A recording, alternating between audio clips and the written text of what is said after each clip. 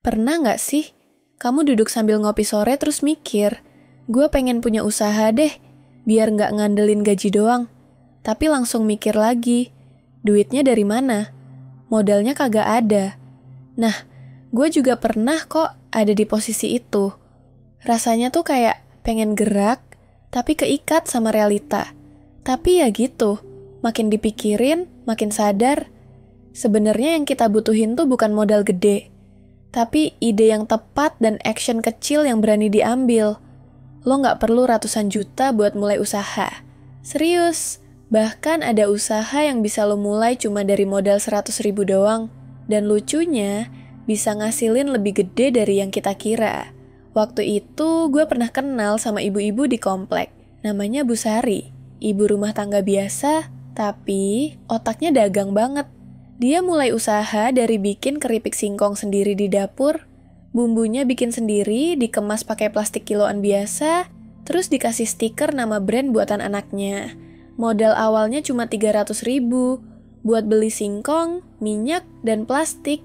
Sekarang, Bu Sari itu langganan kirim keripik ke warung-warung dan jualan online. Dalam sebulan, dia bisa dapat 5 juta. Dan itu dari dapur rumahnya sendiri loh. Nah, dari situ gue jadi makin percaya. Usaha itu soal gerak duluan, bukan soal modal. Kayak temen gue yang lain, Andre, anak kampus di Jogja. Dia sering banget ke Jakarta karena orang tuanya di sana. Suatu hari dia nyadar, banyak temennya nitip barang-barang yang gak ada di Jogja. Dari situ dia mulai buka just tip alias jasa titip. Barangnya simple, IKEA, Uniqlo, kadang jajanan di minimarket Jakarta yang belum nyampe Jogja. Sekali jalan, dia bisa dapat 1 juta bersih. Nggak perlu stok barang, nggak perlu nyewa tempat. Cuma butuh foto-foto dan posting di story. Kalau kamu orangnya suka fashion, coba deh jualan baju bekas alias thrift. Sekarang baju second yang keren itu lagi ngetren banget. Gua kenal cewek namanya Rani, dia kuliah sambil jualan baju thriftan. Modal awalnya cuma 500.000, beli beberapa potong baju bekas dari pasar Senen, dicuci bersih, difoto cakep, terus dijual di TikTok. Sekali live bisa langsung ludes. Dan karena marginnya gede, dia bisa dapat 2-3 kali lipat dari harga beli. Yang penting tahu cara jualnya aja. Mau pakai konten, foto estetik, atau live jualan, orang sekarang tuh nggak cuma cari produk, tapi juga pengalaman belanja yang asik.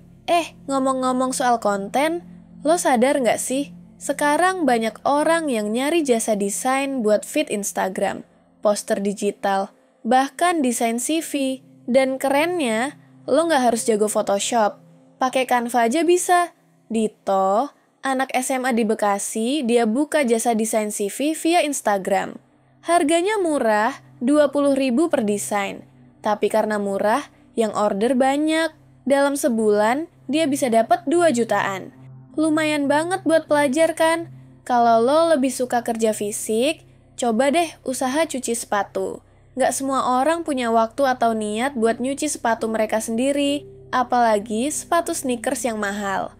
Temen gue, Reza, mulai usaha ini dari kamar kosannya. Dia beli sikat, sabun khusus sepatu, dan ember. Promosi dari grup WhatsApp, komplek, dan Instagram.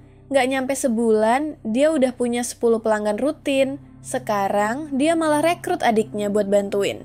Nah, kalau lo tipe yang doyan masak, frozen food rumahan bisa jadi peluang. Lo bisa bikin risol, pastel, nugget homemade yang sehat dan tanpa pengawet.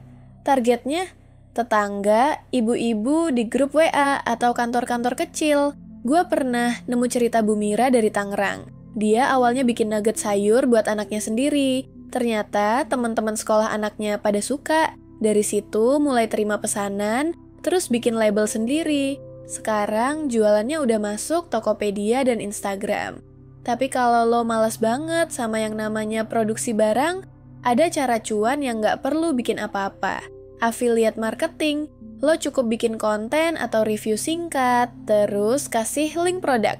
Kalau ada yang beli lewat link lo dapet komisi. Simple banget. Banyak banget orang yang cuman modal HP doang, bikin konten lucu atau informatif di TikTok, terus dapat ratusan ribu bahkan jutaan per bulan. Dan semua itu dari link afiliasi.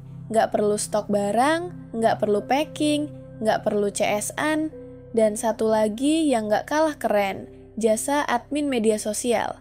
Ini cocok banget buat lo yang ngerti Instagram, ngerti caption, ngerti cara posting.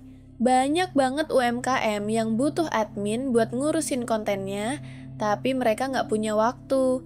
Lo bisa tawarin paket bulanan, misalnya 30 postingan, plus caption dan jadwal upload.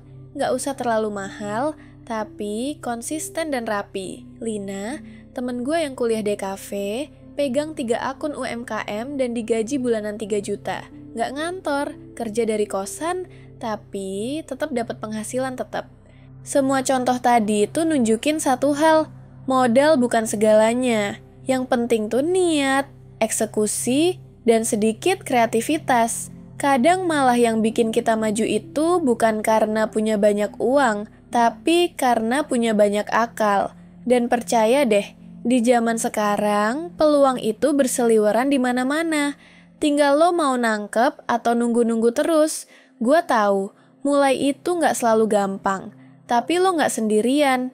Banyak orang mulai dari nol, dari dapur, dari kamar kosan, dari story Instagram. Tapi karena mereka jalanin terus, mereka bisa hidup dari usaha kecil yang awalnya cuma iseng-iseng. Jadi, dari semua yang tadi gue ceritain, usaha mana yang paling cocok sama lo? Coba pikirin, kira-kira lo bisa mulai dari yang mana minggu ini?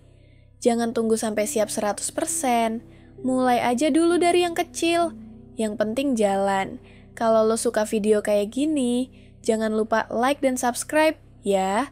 Biar gue bisa terus kasih ide-ide usaha yang real dan bisa langsung lo jalanin. Dan kalau ada usaha kecil lain yang menurut lo keren, share di kolom komentar. Siapa tahu bisa jadi inspirasi buat orang lain juga. Ingat, usaha besar itu selalu dimulai dari langkah kecil.